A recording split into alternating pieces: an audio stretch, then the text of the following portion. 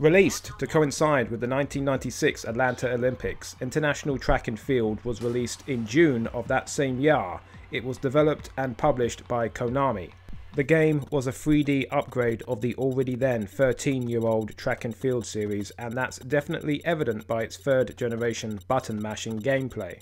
Its deceptively simple controls are murder on your thumbs, yet it is these physically taxing mechanics that defines what is one of the PS1's most beloved multiplayer experiences.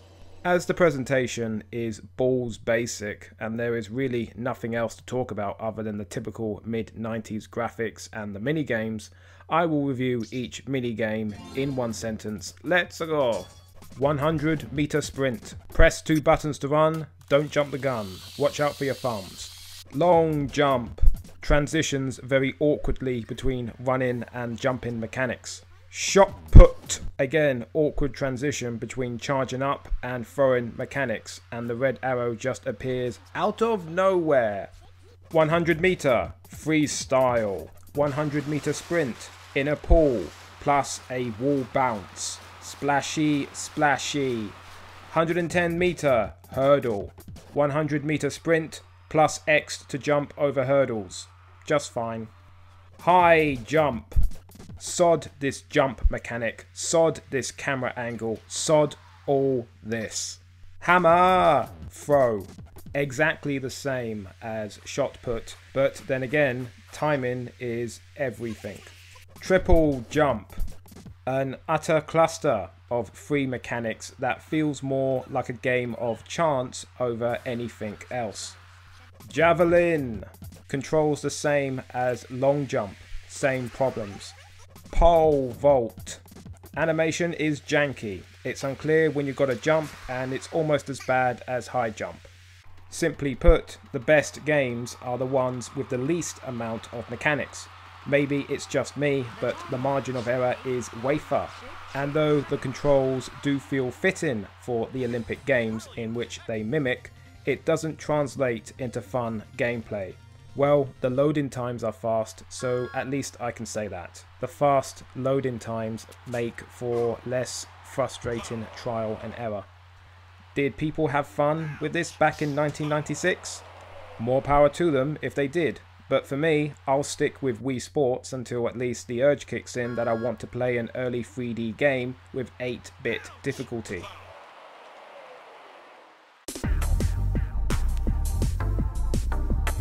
International Track and Field 2 or 2000 was released on October 31st, 1999 in Europe and then in North America in December of that same year. It was developed and then published by Konami.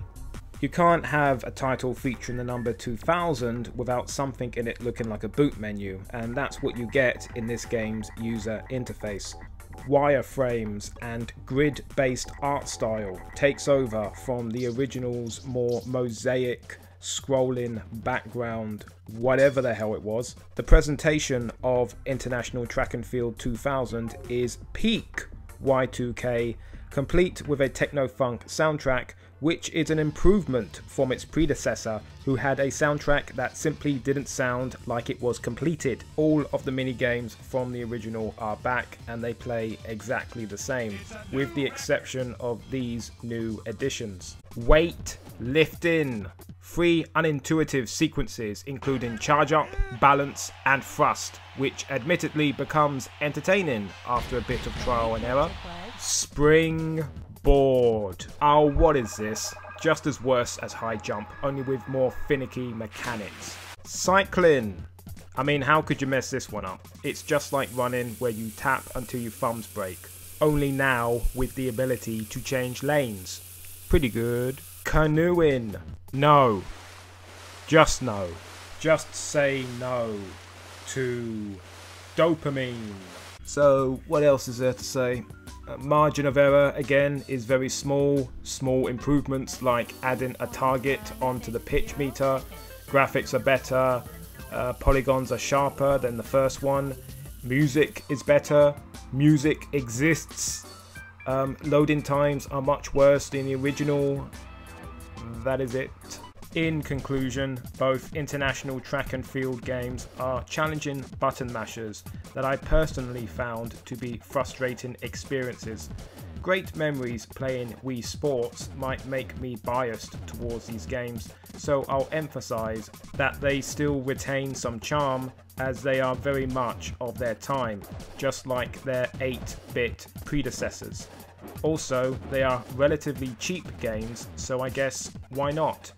But I wouldn't recommend them to newer players.